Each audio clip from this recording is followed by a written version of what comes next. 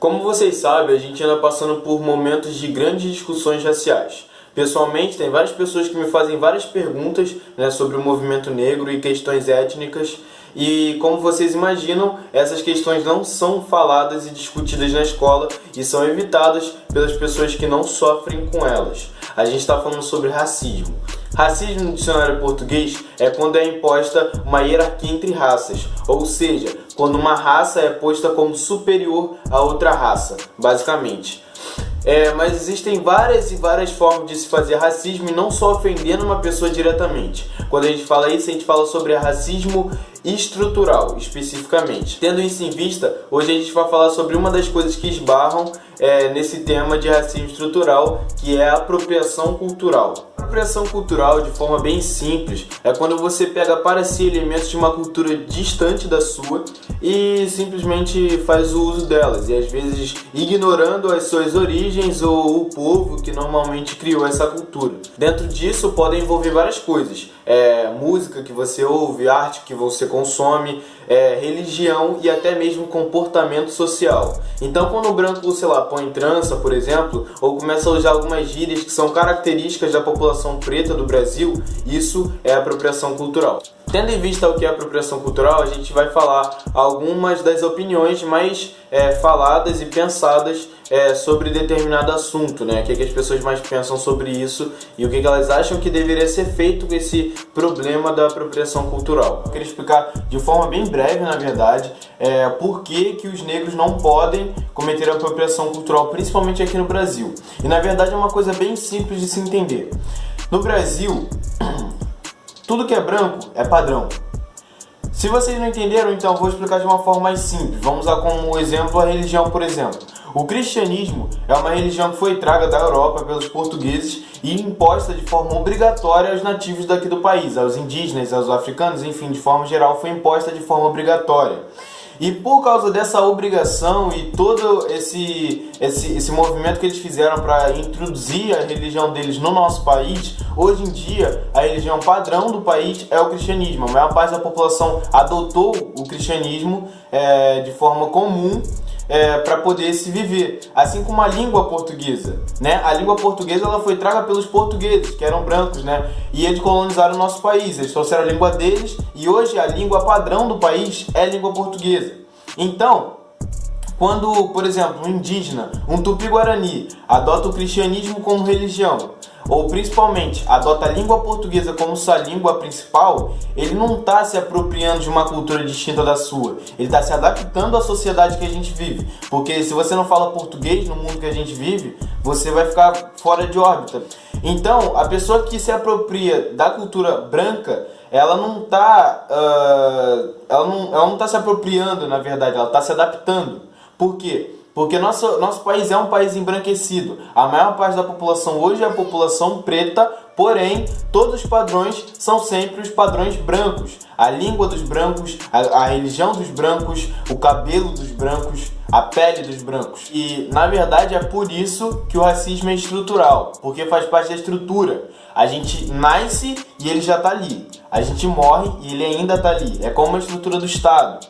E assim como o Estado está ali antes da gente nascer e vai continuar depois, o racismo também está ali. Uma sociedade que é racista e impõe só o que é branco como padrão, não permitindo que outros padrões, que enfim, a beleza preta ou indígena, de forma geral, seja visto como algo também que é bom, que é bonito, Pelo contrário, só o branco é bom no nosso país, pelo que a gente vê, e o resto é demonizado. Por isso que a gente tem pessoas com cabelo crespo que são julgadas pelo seu cabelo e, enfim, entre várias outras coisas. Então, branco é o padrão do país. Automaticamente, quando um preto, uma pessoa que não é branca, acaba utilizando de um elemento da cultura branca, então automaticamente ela está só tentando se parecer mais com o padrão da sociedade, que é justamente o padrão branco.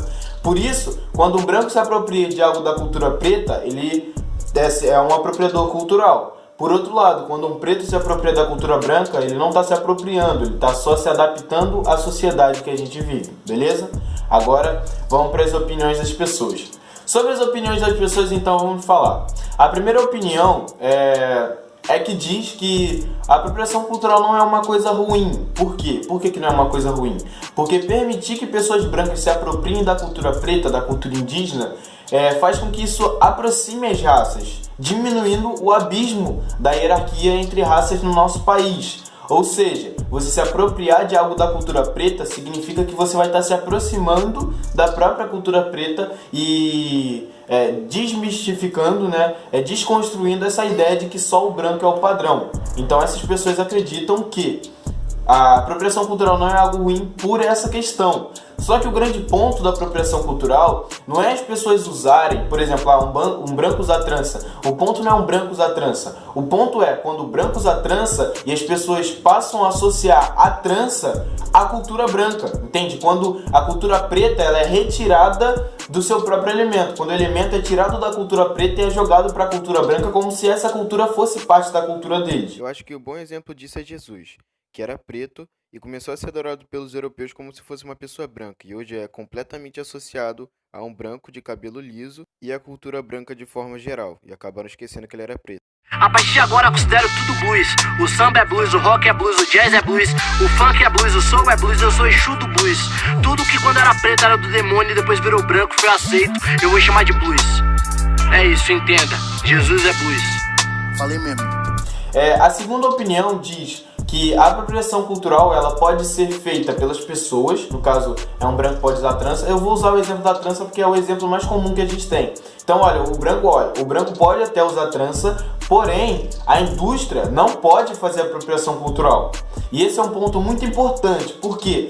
Porque a indústria, principalmente a indústria brasileira, ela comete apropriação cultural de forma muito cruel. Ela é uma coisa muito banal de se pensar, porque ela faz justamente esse apagamento histórico. Por exemplo, se hoje em dia você colocar no seu Google aí, tranças bonitas, provavelmente a maior parte das modelos e pessoas que vão aparecer, as fotos vão ser de pessoas brancas e provavelmente também loiras. E se você colocar trança feia, a maioria das pessoas que vão aparecer são mulheres negras com cabelo crespo. Então, isso é uma prova de que a indústria brasileira ela já está cometendo apropriação cultural a essa altura e fazendo todo esse apagamento histórico, ou seja, desassociando os elementos da cultura preta com a cultura preta e associando eles à cultura branca. Então, basicamente, eles pegaram os elementos da cultura preta, só que não trouxeram o preto junto, entendeu? Tipo assim, colocaram basicamente a população preta de escanteio, pegaram só os elementos que eles achavam interessantes, que davam dinheiro, e deixaram a própria população preta de lado, sofrendo todo o racismo que a gente sofre o tempo todo. E a última e terceira opinião mais conhecida, mais cotada, é que a apropriação cultural é ruim. É de que a apropriação cultural é ruim, sim, e de que ela não pode ser cometida pelas pessoas brancas, basicamente. Então, branco não pode usar trança, branco não pode ser do candomblé, branco não pode mudar o comportamento social para se parecer mais com um preto de quebrado, alguma coisa do tipo. Branco, basicamente, não pode se apropriar de nenhum elemento da cultura preta. Isso vai de poucas coisas até grandes coisas. Sei lá, ouvir músicas que são destinadas ao povo preto, por exemplo. Então, essa linha de pensamento se dá justamente pelo aquele fato da indústria. Por quê? Porque o pensamento dessas pessoas diz que automaticamente quando as pessoas, a população começa a fazer apropriação cultural, a indústria também começa a fazer apropriação cultural. E automaticamente, se a população não faz apropriação cultural, a indústria também não vai ter o poder de fazer, porque ela sabe que aquilo não vai dar dinheiro. Por quê? Porque a indústria, ela faz apropriação cultural quando ela percebe que aquilo dá dinheiro. Para poder exemplificar melhor tudo isso da parte da indústria principalmente, a gente vai usar um exemplo que aconteceu nos Estados Unidos, no século passado, que foi com a cannabis, também conhecida como maconha. Então, para vocês que não sabem, até a década de 30, a maconha ela era liberada em praticamente todo lugar do mundo. Nunca tinha sido visto como algo ruim ou algo que fosse apresentar algum risco à mentalidade ou sanidade de alguma pessoa até a vida. Inclusive aqui no Brasil ela era muito conhecida também porque ela era usada em terreiros de candomblé para ajudar na incorporação. A maconha ela era sempre associada a negros no mundo todo, porque era um traço, um elemento da cultura negra, e sempre foi e até hoje na verdade. Então a maconha ela sempre foi associada aos negros.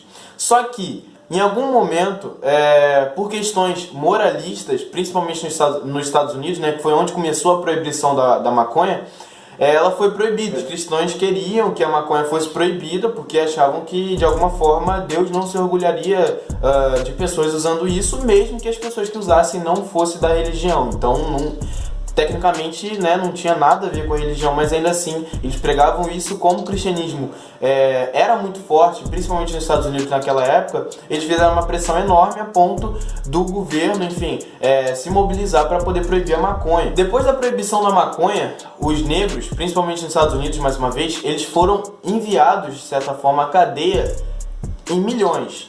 Né? Porque como era algo da cultura preta, era algo muito comum, principalmente entre pretos e mexicanos, que também era outro grande problema, e eles associavam muito a maconha aos mexicanos e aos negros, justamente por serem minorias que sempre foram vistas como agressivas ou alguma coisa do tipo. Esses negros, esses mexicanos foram mandados às prisões aos milhões, não foram milhares, foram milhões.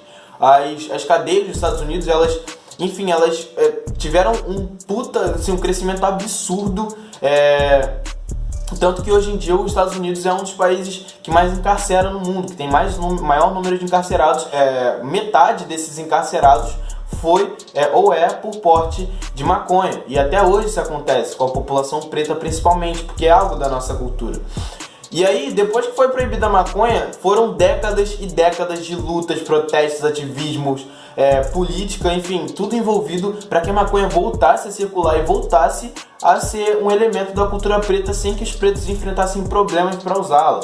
Só que, quando ela começou a ser liberada para uso medicinal e recreativo também, que recreativo é o principal ponto, né? O governo começou a criar políticas rígidas para o comércio da maconha. Então, até hoje em dia, para você ser um comerciante de maconha nos Estados Unidos, você precisa de uma licença. E para ter essa licença, você nunca pode ter passado pela prisão.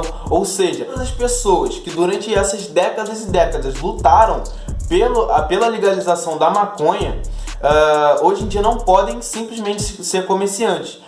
E hoje em dia nos Estados Unidos, 99% dos comerciantes de cannabis, né, de maconha, são brancos. E apenas 1% dos comerciantes são negros, sendo que os negros são a maior parte dos usuários de maconha. E foram quem lutaram por décadas e foram presos aos milhões, junto com os mexicanos, para poder fazer a maconha ser legalizada. E hoje em dia são os maiores usuários, o maior número de usuários, mas representam apenas 1% dos comerciantes. Então é sobre isso que a gente está falando. A apropriação cultural, ela acontece assim, é assim que ela acontece.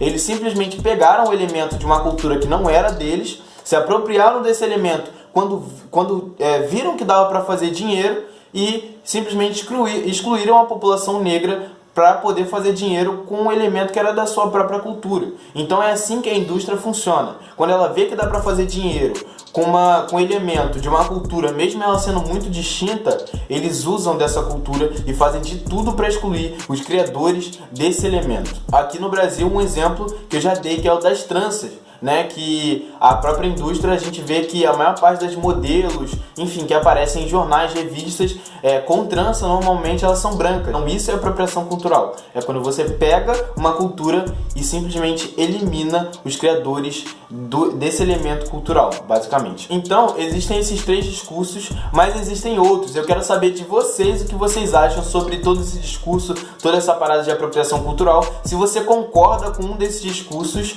coloca aí embaixo na ordem que eu falei, né? 1, 2 ou 3.